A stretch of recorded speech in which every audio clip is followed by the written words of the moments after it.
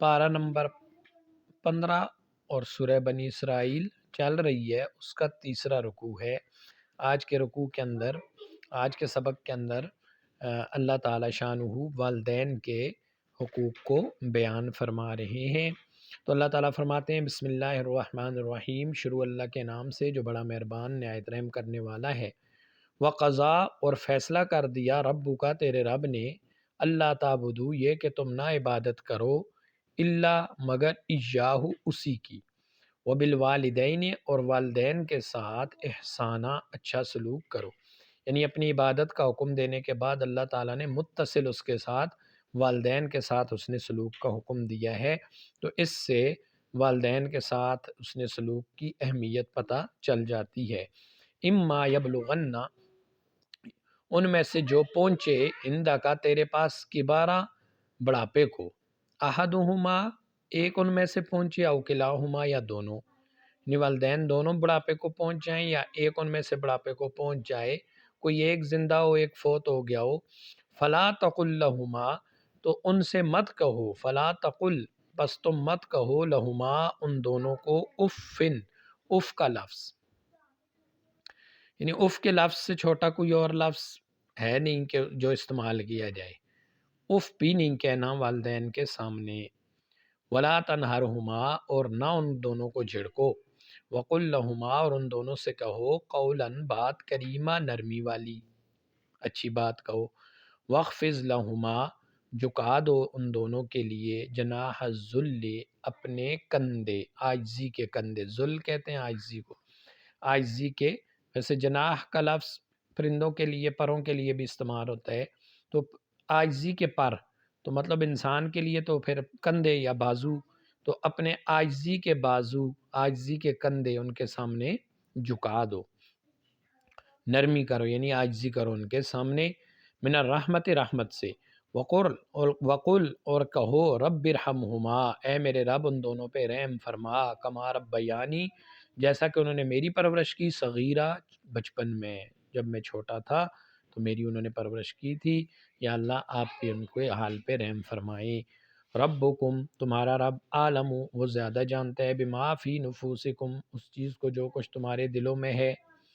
یعنی تمہارے دلوں کی حالت کو اللہ ہی جانتا ہے کہ کون کس نیت سے اپنے والدین کی خدمت کر رہا ہے، کون اللہ کو راضی کرنے کے لیے کر رہا ہے، آخرت بنانے کے لیے کر رہا ہے، اور کون اس نیت سے کر رہا ہے کہ ابا جی مرتے ہوئے کچھ میرے نام بھی کر کے چلے جائیں، مجھے کچھ لکھ دیں زمین جائیداد، والدہ کی خدمت اس لیے کرے کہ امی جان خوش ہو کے جائیداد میں سے کچھ لکھ کے دے دیں۔ ربکم تمہارا رب، عالم ہو جانتا ہے، بما فی نفوسکم جو کچھ تمہارے دلوں میں ہے، ان تکونو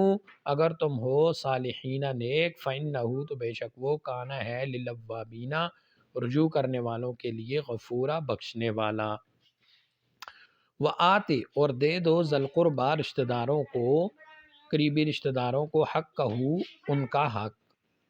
قریبی رشتہ دار کو اس کا حق دے دینا چاہیے، والمسکین اور مسکینوں کو دو، وابن السبیل اور مسافروں کو دو، مسافر وغیرہ ان پہ خرچ کرو، ولا تبذر اور نہ اسراف کرو، تبذیرہ اسراف کرنا، یعنی اللہ تعالیٰ شانو خرچ کرنے کا بھی حکم دے رہے ہیں اور اسراف سے منع فرما رہے ہیں کہ ایسا نہ ہو کہ تم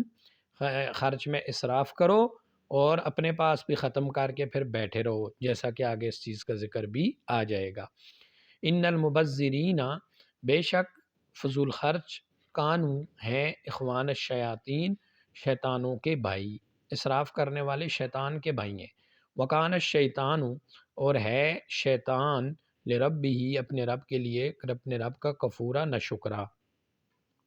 وَإِمَّا اور اگر کبھی تو رزن تغافل ہو جائے، غفلت ہو جائے تم سے، عنہم ان کے بارے میں، ابتغاء تلاش کرتے ہوئے، رحمت من ربک اپنے رب کی رحمت کو،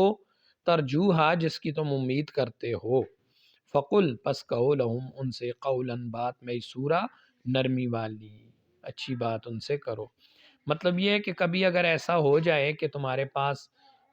مال کی کمی کی وجہ سے تم ان کے ساتھ تعاون نہیں کر سکے، تمہارے اپنے پاس نہیں تھا، لیکن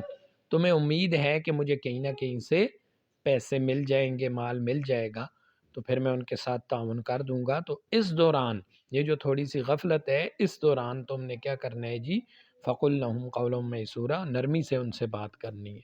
سختی سے جھڑکنا نہیں ہے کہ میں کہاں سے لاؤں، کہاں سے آپ کو دوں، میں اپنے بچوں کو پالوں یا آپ کے۔ تو اس طرح کی باتیں معاشرے میں والدین کو سننی پڑتی ہیں آج کل۔ اللہ معاف کرے، تو اللہ تعالیٰ نے اس سے منع فرمایا ہے کہ حالات جیسے بھی ہوں، کمزوری کے حالات ہوں تمہارے اوپر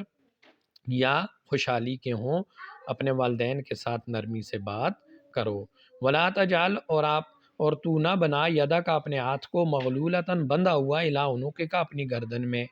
ولا تبسطھا، اور نہ ہی اس کو کھلا رکھ، کل البسط، اتنا زیادہ کھلا، فتقعد کہ تو بیٹھا رہے، ملوماً، ملامت کیا ہوا، محسورا، بے بس۔